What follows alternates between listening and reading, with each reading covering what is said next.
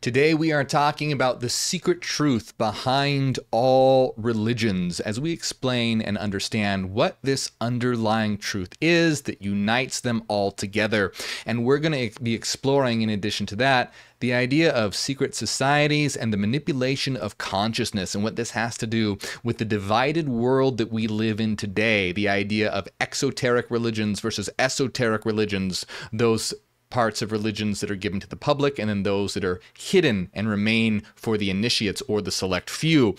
We're going to be talking about all of that today. It's extremely important, especially today, not just as something interesting to understand, but as a solution to all of the division that we see around us right now. All of the destruction that's caused by religion comes from the misunderstanding or the misrepresentation of this underlying unity that actually has the power to unite and connect them all together. It's underlying it. People just need the eyes to see, and that is what we are talking about today. It's going to be really good. We're going to get right into it, but as always, please make sure that you like and subscribe. Remember, this channel isn't just about entertainment. It's about getting a message across and spreading this information and helping people wake up and reach a higher level of consciousness. Why? So we can build a better world and people can live better lives. And when you hit like, even though it seems like a small little thing to do, it helps out a lot.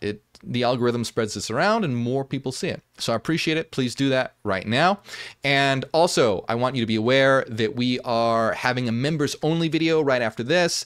And it's on Is Love the Ultimate Reality? The truth about love and existence. That's going to be really good. So if you want to be a part of that, you can. And if you want to see my channel grow, if you want to help me make bigger and better videos, help me reach more people, and get all those members only videos, all of our members only videos, and support over on patreon.com/MorgueOfficial, and you'll get access to all that. Or you can support as well on YouTube by hitting the join button right below this video, and tier 2 or higher will get you access to all our members only videos. There's a new one every week, so that's great.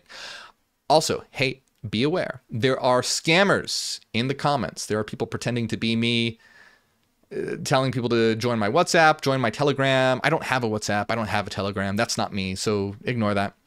Also, there are people and groups out there that don't like what I'm doing, that don't like what we're doing, and are spreading a lot of misinformation and disinformation about me and what we do. So just keep an eye out, use your logic and reason, don't fall for the BS.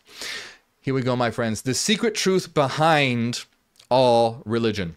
So what is this underlying truth? What is it that connects them all together? So just a few days ago on Monday, we talked about the secret origin of everything. And we were talking about Kabbalah and Gnosticism and Neoplatonism and even modern physics and science, and seeing how these all connect together and how they're all actually talking about the same thing.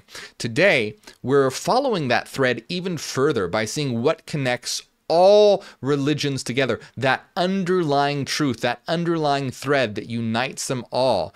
And this is extremely important because we have the power to transform religion into a system that is extremely dogmatic and leads to fanaticism and a lot of hate in the world. I have to choose my words very carefully on YouTube because certain words will trigger the algorithm, but you know what I mean. There's a lot of terrible things going on in the world in the name of religion.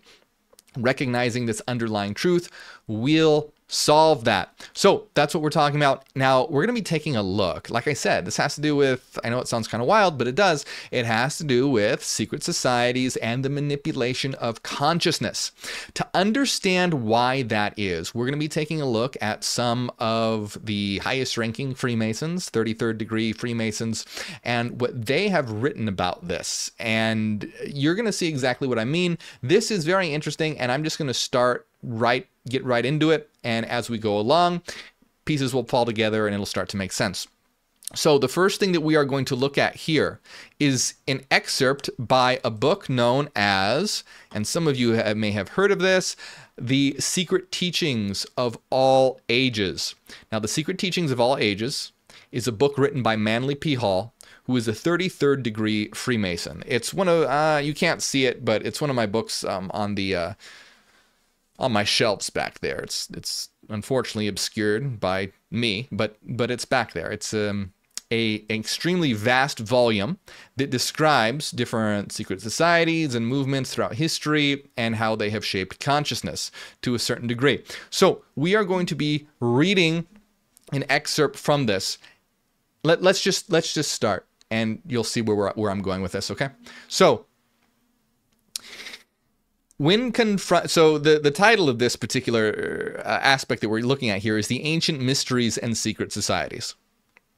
And it says, when confronted with a problem involving the use of the reasoning faculties, individuals of strong intellect keep their poise and seek to reach a resolution by obtaining facts and bearing upon the question. Those of immature mentality, on the other hand, when similarly are confronted, they are overwhelmed. Okay. What does that have to do with anything that we're talking about? What are they talking about? They're basically saying, hey, when people are confronted with a problem that requires them to use reason and analysis, those of strong intellect are able to do so. However, those of a weak intellect are overwhelmed. So, right off the bat, things I want you to note here is that we're talking about, in terms of Manly P. Hall and his definitions, two types of individuals: strong-willed individuals and weak-willed individuals. Strong-willed individuals, according to, or strong-minded individuals, rather than strong-minded individuals, are those who are able to understand things through their rational faculties, and the weak individuals are those who, or of an immature mentality, as he says, are overwhelmed by this. Okay? So, it says, while the former may be qualified to solve the riddle of their own destiny, the latter must be led like a flock of sheep and taught in simple language. So, I want to tell you right now, here is my problem with a lot of secret societies and occult systems that claim to have secret knowledge. Because a lot of them are of this mentality, where they see humanity, a large portion of humanity, as being weak and dumb and stupid. So they essentially have to be told a fake story, and the real truth is reserved for those of the strong intellect. And the ones who are too dumb to understand it have to be led like sheep. I find this mentality to be absolutely toxic. I do not like this at all, especially coming from a strict Christian household and being conditioned and brainwashed into religion. The idea of giving people a false narrative to ensnare their mind and ensnare their consciousness. But of course, according to these individuals, they don't look at themselves as ensnaring minds or ensnaring consciousnesses. They look at themselves as being the good shepherd who are leading the sheep. And I do not like this mentality at all. So let's get into this further. It says, they depend almost entirely upon the ministrations of the shepherd. The Apostle Paul said that these little ones must be fed with milk, but that meat is the food of strong men. Thoughtlessness is almost synonymous with childishness, while thoughtfulness is symbolic of maturity. So he's referencing the Apostle Paul here, who says the little ones must be fed with milk, but that meat is food for strong men. This idea that those who aren't capable of understanding have to be fed basically like watered down information, and the true meat, like the true information, is reserved for those who can handle it.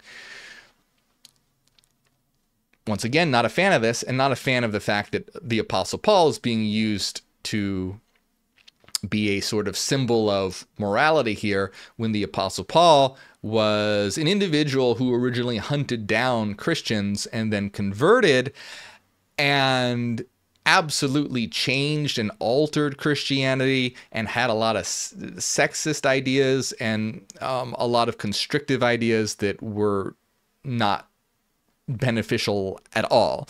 So this idea is one that I do not agree with. And the reason why we're talking about this, and the reason why that this is important, because we're talking about here two types of information. Information that is given to the weak-minded masses, and the true information that is reserved for those who can understand it. And we're going to see that this ties into the development of religions, which are stories for the weak-minded public, but beneath it, the true information is reserved for those who can understand it. Now, on the outside, some might think that, oh, well, this kind of makes sense. If people can't understand this stuff, yeah, we got to lead them like a shepherd, but we're really taking care of them. We have their best interest in mind. And that's, of course, what the individuals who support this mindset believe. They look at themselves as being the masters and guides of humanity, leading humanity, blah, blah, blah, blah, blah. So, I don't like this mindset at all. I like I said, growing up in it's Christian household, it's not appealing to me whatsoever. But here's the problem, right? Like, even if you think, oh, okay, well, maybe that makes some kind of sense. The implementation of this is why we have so many problems here today. Look at everything going around in the world right now, all the unaliving, all the wars, all the violence done in the name of religion. Why? Because those stories that were given to people, because they were too weak to understand, were taken literally and integrated into the mind and believed to be true.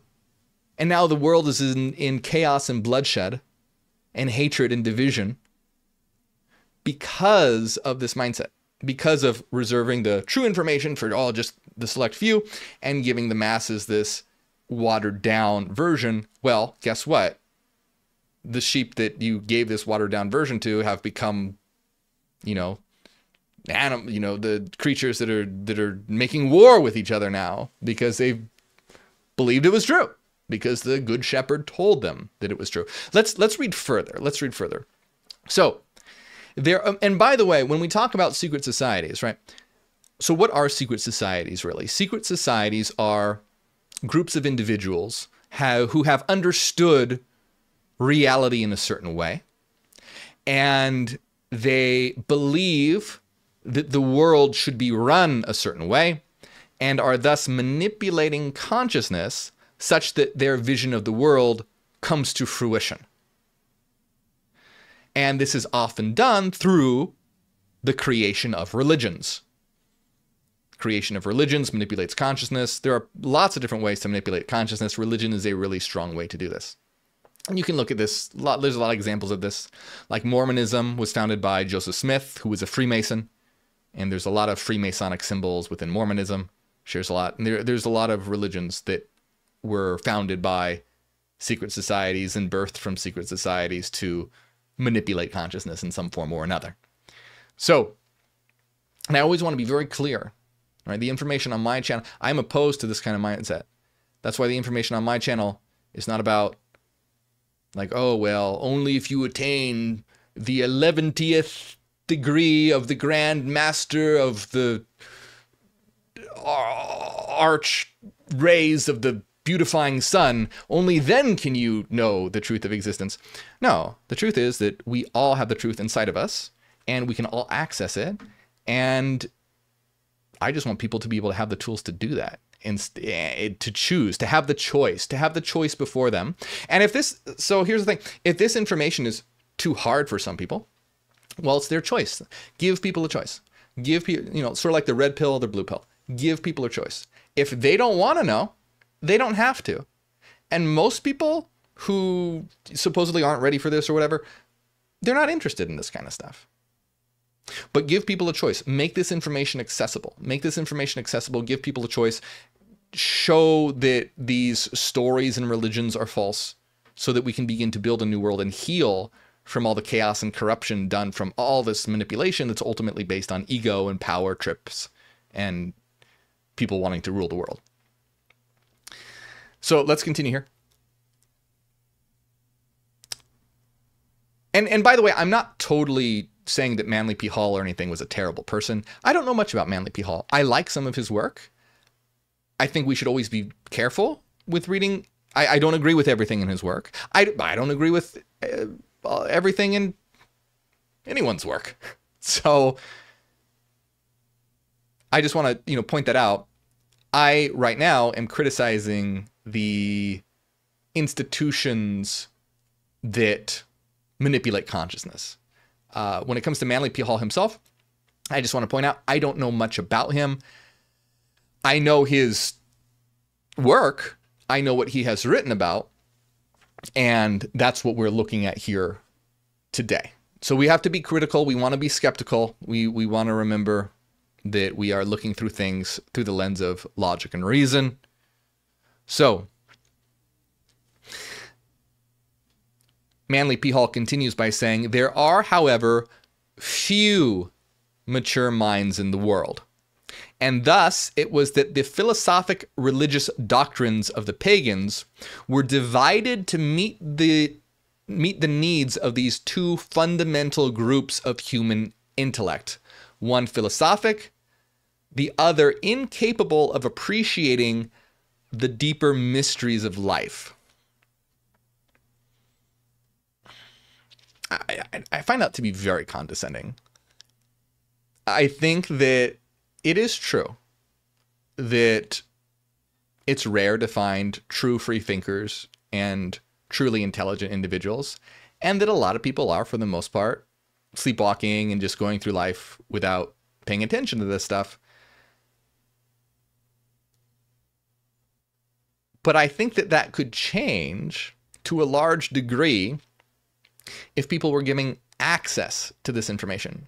If more people knew or had access to the tools to be able to wake themselves up from the slumbering. So I don't, as always, just not a fan of this mindset. I understand the point, but I don't agree with it. It says, to the discerning few were revealed the esoteric. Okay, so esoteric means hidden or secret, basically, right? So to the discerning few, to those special people,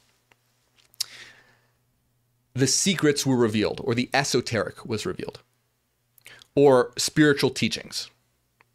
While the unqualified many, the masses, received only the literal or exoteric interpretations. So exoteric means outer, where esoteric means inner and hidden and secret. Exoteric means outer for the public. So the few were giving the secret information, and the vast majority was given only the literal public interpretations. In order to make simple the great truths of nature and the abstract principles of natural law, the vital forces of the universe were personified, becoming the gods and goddesses of the ancient mythologies. So what the truth is that reality is composed of fundamental forces and energies. But the masses, instead of being taught that, were taught about gods and goddesses as symbols of these forces and energies. And we can see this reflected today. But guess what happened? Everyone decided to unalive each other because they believed that their God was the true God. Not understanding that in all those varied religions, their God is a symbol for the same underlying truth. And so they're destroying each other based on a symbol, based on a lie that has been perpetuated. Now, there is nothing wrong with using stories and narratives to teach things, but you should be explicit that these are stories and narratives. You should, if you're going to teach someone and say, hey, talk in terms of, like, for example, Satan and Lucifer and Christ as archetypes. Satan could perhaps represent individualism and rebelliousness and dominance and selfishness, whereas Christ or Lucifer or liberating archetypes represent knowledge and reason and light and collective love, etc. You want to be explicit that these are symbols and archetypes and don't represent actual events that happened. Now, just to be clear, I do believe that Jesus Christ actually existed, but I don't believe that he existed as someone who went around and did miracles and was raised from the dead. I believe that Christ was a very enlightened individual who wanted to teach people how to reach a higher consciousness and realize their own divinity and not hurt each other. Love thy neighbor as thyself, the golden rule. I believe that was the goal, and this, guess what happened? This got hijacked by a religious narrative and transformed Christ into a symbol of oppression by inverting these teachings and making it be about, how we are all dirty and sinful and flawed, and we must pray and worship Jesus Christ to be able to be saved from our fundamental brokenness, which is the inverse of the truth, where we are not fundamentally broken, we are fundamentally the source of all reality and all existence upon which all depends. We are reality coming to know itself through itself, right here and right now. Literally, as people begin to realize this, as maybe even you watching this right now starts to realize that, I am part of the universe that's beginning to, understand that I am the universe, and this is the universe coming to consciousness. This is reality coming to consciousness through us. We are the universe. We are existence. So anyway, here's a story. You have the individuals be given, stories that they can understand and comprehend, while the truth is reserved for the select few. In order to make, let's see. Yes, and it's so vital forces of the universe were personified, turning them into gods and goddesses of mythologies. While the ignorant multitudes brought their offerings to the altars of Priapus and Pan, deities that represent the procreative energies, the wise recognized in these marble statues only symbolic concretions of great abstract truth. All right, so you have statues of the statue of the god Pan, and you have the masses that are worshiping Pan and bringing offerings to Pan, where those who understand the true nature of reality understand that this statue of Pan simply represents the procreative force of existence. So Pan represents, according to Manly P. Hall here, the procreative force of existence, but the masses interpret it as being, an actual entity who looked like Pan and behaved in all the different mythologies that Pan is associated with. In all cities of the ancient world were temples for public worship and offering. In every community also were philosophers and mystics deeply versed in nature's lore. These individuals were usually banded together, forming seclusive philosophic and religious schools. The more important of these groups were known as the mysteries. Many of the great minds of antiquity were initiated into these secret fraternities by strange and mysterious rites, some of which were extremely cruel. Alexander Wilder, and I want to mention this as well, is that I have interacted with individuals who have this mindset, this idea of, humanity has to be given like this dumbed down version. Ultimately, what you're doing is you're lying to people. And I can understand if, it was necessary in the past to put things in these terms or whatever. But especially right now, I mean, I have contention with even the past, but let's just put that aside for now. Right now, there is no reason to give humanity these false narratives. Can you imagine? Look, this is the most important information in existence. This is information about the nature of reality and yourself that can literally give you the tools to reach the next level of consciousness. This should be taught as straightforwardly as possible. Can you imagine if today in school we approached things like that in the same way? Like, you know what? Most people, they can't handle science. They can't handle mathematics. So we're just going to give them stories. we're just gonna make it, wrap it up in codes and allegories and stories and metaphors, and the smart ones will get it, and the dumb ones, they're just gonna believe that that's true. It's not how you teach things. This is not how, allegories are fine if you tell people they're allegories. It's not okay if you teach them as true. And that's what Hypatia of Alexandria was all about, when she said that stories should be taught as stories and myths as myths. And she was all about how it corrupts the minds of children. She's like, this corrupts the minds of children when you teach them these stories and fantasies and fables. It corrupts the mind, and it absolutely does. Guess what happened? Well, a lot of Christian mob was not happy, and they skinned her alive. So, began that Christian mob were the ones who took the stories to be true. It's not a great idea here. This is not how you teach stuff. This is not how you get information across.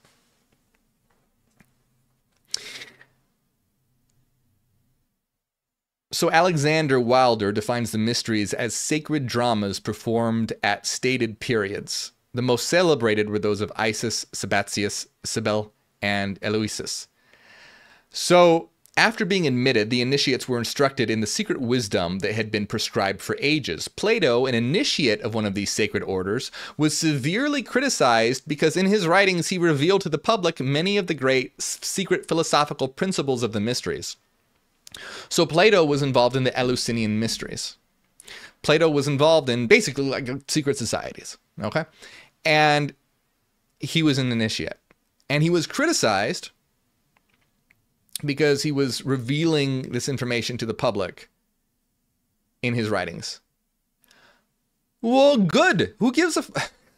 Plato is considered one of the greatest philosophers in history. I think it was Bertrand Russell. I'm not sure. Some philosopher, probably Bertrand Russell, said that all of philosophy is just a footnote to Plato. Essentially, everything is a reference to Plato or a response to Plato. Now, I wouldn't go that far, but it shows just how important Plato was to the development of the Western philosophic tradition.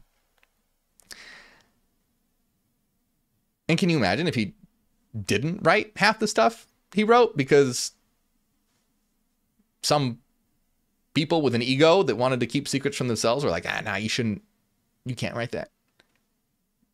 It's ridiculous. And thankfully he did. And philosophy blossomed because of it. So what's also very interesting, by the way, as well, is that it is theorized that the Eleusinian mysteries had a psychedelic experience associated with it. In one of their cups, or in some of their cups used for one of their secret rites, was found residue of ergot, which is a substance that, a fungus that LSD is derived from or synthesized from in some way. It's involved in the process of deriving LSD ergot. So this potentially psychedelic fungus was potentially used in the Eleusinian mysteries, which means Plato might have been tripping balls, which is thankfully he did, if he did indeed, but it seems very possible that this was highly influential in this philosophy as well. So it continues by saying, Thomas Taylor has written, man is naturally a religious animal. From the earliest dawning of his consciousness, man has worshipped and revered things as symbolic of the invisible, omnipresent, indescribable thing concerning which he could discover practically nothing. So this substitution of symbols. It says, in the ancient world, nearly all the secret societies were philosophic and religious. Space prohibits detailed discussion of the secret schools. There were literally scores of these ancient cults, with branches in all part of the Eastern and Western world. Some, such as the Pythagoras and Hermeticists, show a decided Oriental influence, while Rosicrucians, according to their own proclamations, gained much of their wisdom from Arabian mystics. Okay, so we have this idea here of, two different types of religions that were created, one that represented actual truth and one that were literal interpretations given to the masses. Now, this is discussed in, like I said, Manly P. Hall. Now, if we take a look at J.D. Buck here, just to show the correlation, this is another Masonic book known as Mystic Masonry, written by J.D. Buck, another 33rd degree Freemason. Some say 32nd degree, some say 33rd degree. I believe in his obituary that says 33rd degree. Anyway, J.D. Buck writes in his book, this is a different individual. I just want to show the correlation here. J.D. Buck writes, in the ancient mysteries and in all of the great religions, there was always an exoteric portion given out to the world, to the uninitiated, and an esoteric portion reserved for the initiate and revealed by degrees, according as the candidate demonstrated his fitness to receive, conceal, and rightly use the knowledge so imparted. So if one had to do this in the past because they were afraid of persecution or something, I get it. That's fine. Nowadays, not necessary. Not necessary. If people need to demonstrate that they can learn information, that's how schools work. Schools work like that. You take an introductory course. If you pass the test and graduate that course, you take the next one up. And if you graduate from that one, you take the next one up and you learn higher degrees of knowledge. But it's not this big, oh, well, this is all secret, and we're only going to tell you what it's about if you show that you're worthy and can pass this test. That's just unnecessary, totally unnecessary. It's a bunch of ego, power trip, manipulation tactics. That's what it is. In the past, maybe not. In the past, it had a place. People had to be, and if one wants to do this to imbue a certain purposefulness in things, one can do that. You can have secrets that are not detrimental. For example, if you just want to have a secret ritual that only, certain people who've done a certain amount of work get to partake in, that's fine. But withholding like actual information, that's the problem. If you just have like, ooh, this is this, if you want to feel cool to have this like secret club or secret handshake or whatever, fine. But when you're actually withholding information from people and the world that is critical to humanity's evolution, there's nothing but ego and manipulation there. Previously, like I said, fine, acceptable. Now, there's no reason for it.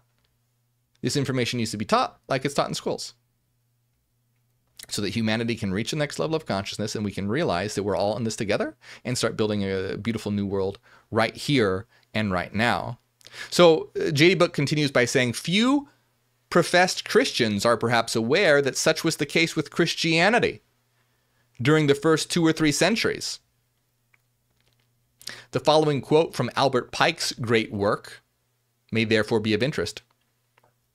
Quote, this in its purity, as taught by Christ himself, was the true religion, as communicated by God. It is no new religion, but the reproduction of the oldest of all, and is true and perfect. Morality is the morality of Masonry, as it is the morality of every creed of antiquity. So what this quote is saying is that Christ communicated the truth. And this truth wasn't new. It was the oldest truth of all, the most fundamental truth of all, and is the truth of every creed in antiquity, basically. St. Augustine says, what is now called the Christian religion existed among the ancients and was not absent from the human race until Christ came, from which time the true religion, which existed already, began to be called Christian. All right, so there's a lot more that we could say here. I'm just looking at the time. There's a lot here. There's a lot of information here. If you guys want to read this, check it out. Check out the Secret Teachings of All Ages by Manly P. Hall. and the Mystic Masonry by J.D. Buck. Always be careful when reading. I always say, be careful when reading anything that's occult or esoteric, because it can be a lot of allegories and metaphors, and sometimes it can be hard to discern what is real and what is not real. And quite often, some of these texts will be manipulative as well.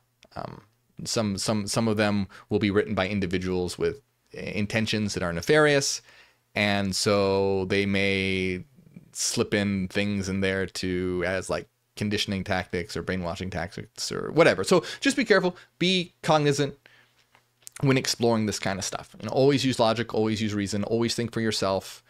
Make sure that it aligns with truth and critical thinking, etc. So I want to pull this together now. All right, so we're talking about the secret truth that underlies all religion. So what is that secret truth, right? We're talking about, oh, well, there's this secret truth that was told to different initiates, and then all religions are basically just representatives of those truths. Now, I want to read real quick a little highlight from an article here called "What Every Religion Hides at Its Core, a dive into Jung's truth." So this is on medium.com and written by Thomas A. Vick. So check out Thomas A. Vick on medium.com if you like some of this, what I'm about to read. But I want to explain this because Thomas Vick had an experience that mirrors what we're talking about here. And he quotes a quote by Carl Jung. And Carl Jung is amazing. Fantastic Swiss psychiatrist and psychologist. So Carl Jung says, "It's erroneous to believe that religions differ in their innermost essence. Strictly speaking, it's always one and the same religion." So Carl Jung is basically saying it's wrong to think that in their inner core religions are different, because strictly speaking, it's the one and same religion. So what's this mean? What's this talking about? So Carl Jung was very much into understanding archetypal symbolism and how humans communicate ideas through stories and metaphors. And he studied all kinds of mystery schools and secret societies. So he studied alchemy, he studied Gnosticism, he studied astrology, he studied all these systems, but he didn't take them as being literal truth. He didn't believe, like in Gnosticism, that Yaldabaoth, the demiurge, created the world to trap human souls. He believed that, well, a Jungian interpretation of this would be that the demiurge or Yaldabaoth represents the ego as something to overcome. And alchemy, he didn't believe it was about, or he didn't interpret it as, or he didn't believe himself that one could turn metal into gold by studying alchemy. He believed that it was representative of purifying the soul. Instead of changing base metal into gold, one is transforming the soul by removing impurities and self-actualizing. Same thing with astrology. Astrology, he didn't believe had anything to do with the planets or the stars, but were archetypal symbols for core personality traits and themes and energies that exist within humanity. Not with the planets, not with the stars, but just as archetypal symbols of energetic patterns. But this is a good example. Well, here, first, Carl Jung point is basically sort of like all religions are like this. Just like alchemy shouldn't be interpreted as turning metal into gold, and astrology shouldn't be interpreted as the actual planets and stars, and Gnosticism shouldn't be interpreted as an actual evil archon that's trapping souls and whatever. He's saying that these are all symbols and metaphors for the true underlying energetic structures of existence. And this is exactly what Manly P. Hall was saying. This is exactly what Hall was saying, more or less in the same terms, where his example was Pan representing the procreative force. It's not that the god Pan actually exists. There's a procreative force in nature, and humanity can symbolically understand that procreative force as represented by the god Pan, as a story, as a symbol, as a metaphor. The problem is with religion is when it's taken literally. And here is how we can have the power to transform religion. We can have the power. See, we can't get rid of religion. That's impossible. You can't. You can't just be like, oh, okay, everyone, let's eliminate religion. That's not possible. You can't. Can you imagine how many people would just the amount of violence that would occur from that attempt?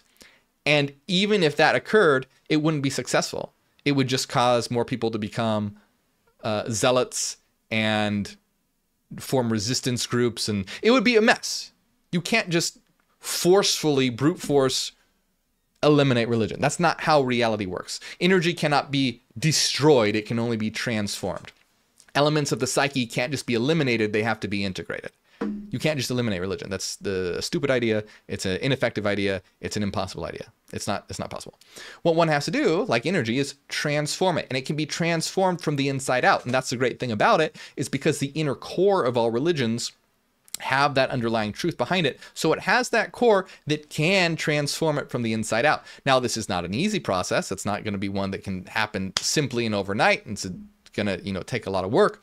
But essentially what this is about unveiling the inner core that all these religions are based on, so that individuals can start to come to the realization that their religions are all allegories, symbols, and metaphors for an underlying truth that we all share. So whether you're talking about Jehovah or the One or Allah or Brahman or, name any of the other gods, you can understand that these are just cultural and religious and symbolic and allegorical representations of the underlying truth that unites them all together. And it's when they're taking literal, and when it's understood as metaphorical, then there's no problem. There's no issue, because you understand that it's it's like different languages. You understand that, a language in a word in one language, an entity, if there's a cat, you're looking at a cat over there, you have 10 different languages, you all have 10 different words for cat. But you all understand that those words reference that cat. Even though there's 10 different words, cat or gato or whatever, even though there's different words, neko, I think neko is cat in Japanese. That's such a cute, that's a cute word, isn't it? Neko. So whether it's neko or cat, kitty, or gato, whatever, you understand that that word, that label, references the same thing. So same thing with religion. Regardless of the symbols that we're using across different traditions, we can realize, oh, these represent the same underlying truths, the same underlying fabric that can unite us together. So instead of destroying each other because we think that the words are real, we can realize that they signify the and that means we can keep all that symbolism and all that cultural expression, but understanding that it's symbol and allegorical and metaphorical with that explicit understanding. And of course, as well, realize that these allegories and stories and metaphors were written at a certain time in history by fallible humans. And so there's a lot of stuff in there that's not good. So all the, homophobic, violent, sexist, misogynist, all that crap, needs to be realized, oh, well,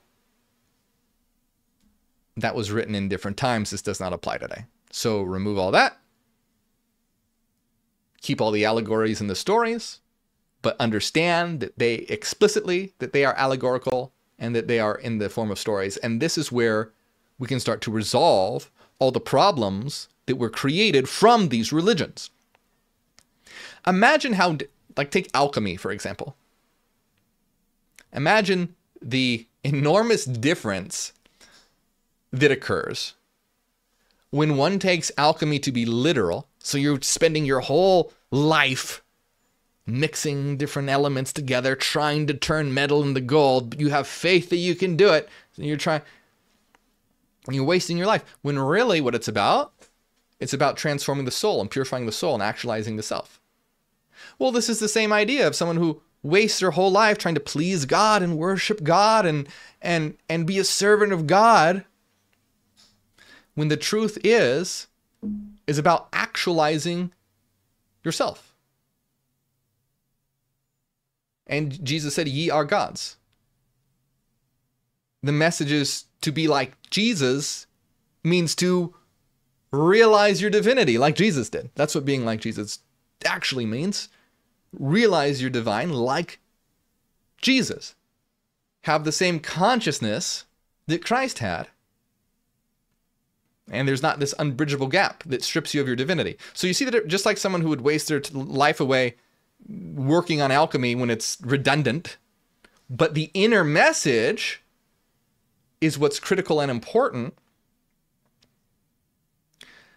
This is what unites humanity together. And so, for example, let's say you have someone that believes in alchemy and uses the symbols of alchemy for about purifying the self. Someone in the Gnostic tradition might talk about it in terms of overcoming archonic forces to attain gnosis. So whether you're talking about removing impurities or overcoming archons, underneath these symbols and metaphors, it means the same thing: to overcome the imperfections in oneself to become a more integrated and whole individual. And you can talk about it in terms of alchemy, you can talk about it in terms of Gnosticism, you can talk about it in terms of Hermeticism, you can talk about it in terms of Kabbalah, you can talk about it in terms of psychology, but it's all referencing the same fundamental thing. And this is how we are able to transform reality. So you see the difference here is it's an elevation in understanding where one isn't just outright, oh, we need to eliminate religion. That's not possible. You can't do it. But instead, it's about unveiling what is actually there underneath it all so that individuals don't have to give up all the things that they're attached to, like, their cross jewelry or, the different representations of their gods and goddesses and Kali and Brahman and all that. That's all fine. You can keep all, that's great. That's what makes life interesting. All the different stories and metaphors, all the emotional elements are great. They're fantastic. It's why people are drawn to these things. It's fulfilling. But as long as they are understood that they represent, in an allegorical and metaphorical way, energetic structures of reality. And underneath all religion, and I'm looking at this, I only read one quote from here that was actually just a Jung quote. So let me just read a couple things here from this person because I wanted to. It said, I recall my own awakening on October 6th, or 16th. On that day, while lounging at my home, a jolt of realization swept over me. The threads connecting the various spiritual and religious teachings suddenly tightened. The essence was the same, only masked in different guises. Just as these trees are nourished by the same soil, every religion drinks from the same wellspring of spiritual truth. And he goes on to say, one might argue, but their rituals are different, their gods have different names. True, but consider it the heart of each religion is like a map guiding the seeker within to a place beyond the veil of names. Dive within, recognize your true self, and you will find the universe there. So a couple things I want to say about this real quick. And the first thing that I want to say about this is, is there an underlying truth behind all religions? When understood metaphorically and symbolically, yes. When taken literally, no. They're about as opposite of each other as you can possibly get. Christianity is nothing like Hinduism when it's taken literally. And this is what causes all the clashes and conflict. So it's important to realize that people think, oh, well, everyone just needs to get along. It has to be explicitly realized, though, people won't get along until it's understood that these are metaphors and allegories, because they believe that these things are true. I grew up a Christian. I know this. You believe with all your heart, mind, and soul that God created the universe and that you are a product of sin and have to worship and believe in God, or else you will go to hell for eternity, be tortured for eternity. And you believe that everyone who doesn't believe in God is going to be tortured for eternity. So of course, what's that going to make one want to do? Well, you're going to want to go out and save people because you don't want people to be tortured for eternity. And now you're bugging everyone. You're knocking on people's doors. You're hating on gay people because you think being gay is a sin because this old book said so, and all this stuff. It's not, but it follows from literalist beliefs. So when religions are taken to be literally true, they're miles apart and cannot connect. They are incompatible. They are mutually exclusive. Cannot. But when one looks beneath that layer, and it's realized that one can interpret these stories metaphorically and allegorically while getting rid of all the hateful, outdated BS, this is where we can begin to work on unity and transformation, where we can begin to respect each other's traditional and cultural expressions as allegories for an underlying true reality. So a Gnostic can talk about the one, and a Hindu can talk about Brahman, etc. But it's the same thing. You don't have to get in a war because the Gnostic says, well, Brahman's actually an archon of the demiurge and is trapping, whatever. I don't know. They don't believe that. I'm just pulling that out of the air as an example of what could happen if one takes this stuff to be literally true. But if you take this stuff to be allegorically representative of an underlying fundamental truth, and what is that underlying fundamental truth? In that article I read, they said, look within and you'll discover the universe. And that's the whole idea. All of this is about looking within and realizing that you and all of us are divine. It's about realizing that we are all interconnected and that God is a symbolic representation and archetype of our true collective self and what we are. So in Hinduism, particularly Advaita Vedanta, the individual soul must realize that it is Brahman, all reality.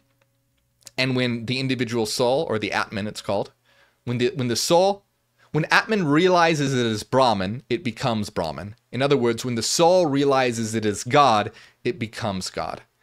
Gnosis was all about realizing that one was an emanation of the divine light from the one.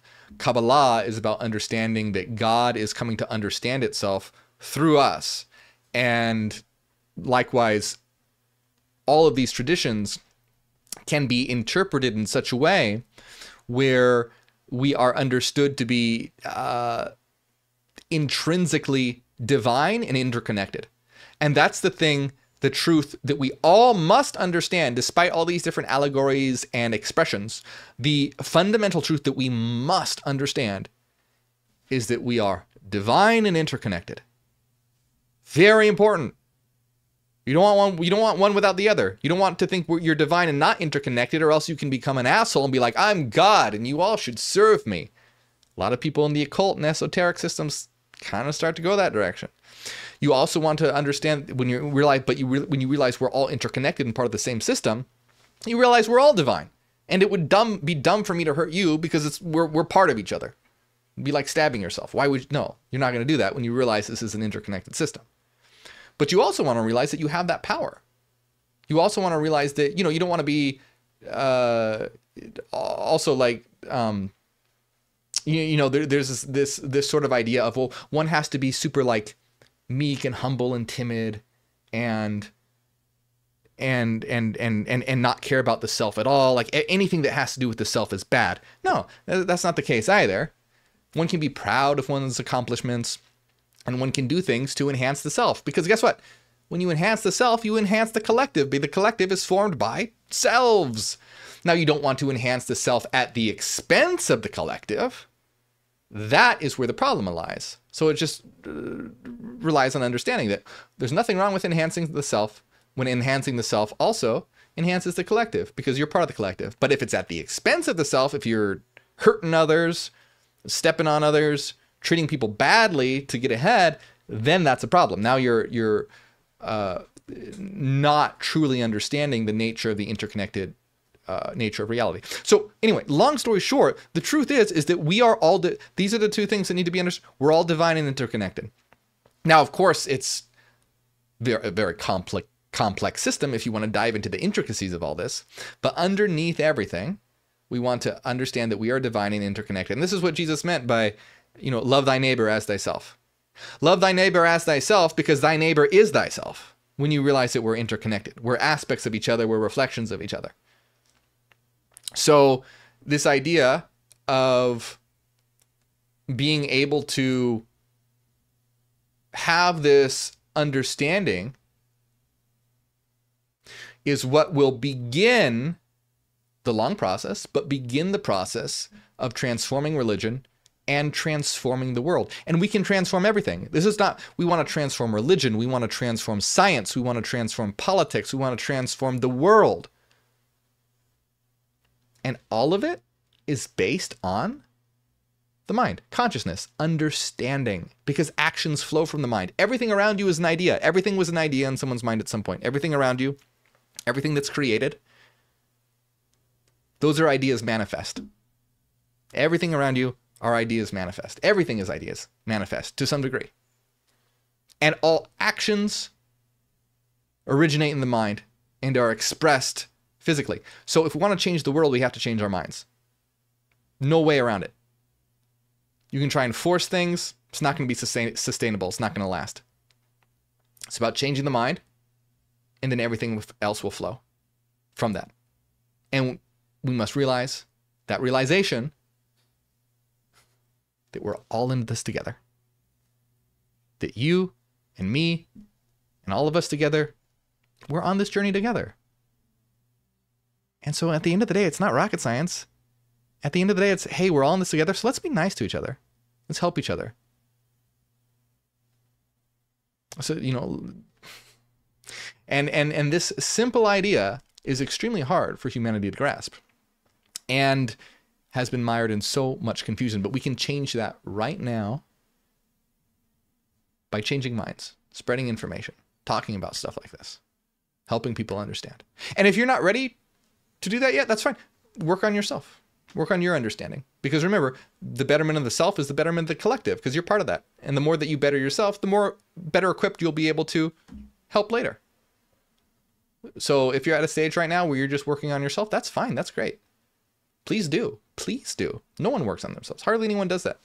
So if you're working on yourself, be proud of yourself. Don't think, oh, I'm not doing enough. Be proud of yourself, because no one cares. Most people don't care about working on themselves. So if you're working on yourself, I applaud you. That's amazing. Please continue. So I hope you enjoyed this, my friends. I have a lot more videos on my channel. Go check them out. Please like and subscribe so we can help spread this information around. Like I said, it helps the algorithm to spread it. It's important that people know about this stuff. If you want to see my work grow, if you want to help me create bigger and better videos, support over on patreon.com/MorgueOfficial. That's how I'm able to create. It helps out a lot. And you get access to all of our members-only videos. We're having a members-only video right now all about, is love the ultimate reality? What does love have to do with existence? That's what we're talking about in the members-only stream right after this. And if you want to be a part of that, you can. Just support on patreon.com or tier 2 or higher here on YouTube by hitting the join button right below this video. And yeah, you'll get access to all our members-only videos. There's a new one every week. And remember, this isn't church, so don't feel obligated to support monetarily. You don't have to. There are plenty of free ways you can support, like liking and subscribing and sharing. It all means a lot. I want to give a shout out to those who do support. I appreciate it a lot. It means a lot to me. Thank you so much to Renaissance Fairy, Cassidy, Angela, the Halloween Mom, DB, Enki, New Selena, Paul Rogers, Eric Fire, Masam, Christopher Smith, and everyone else. And I know I need to update this. I'm sorry if your name's not on there yet. I will do that soon. There's just been a lot going on in life right now. But thank you all so much, my friends.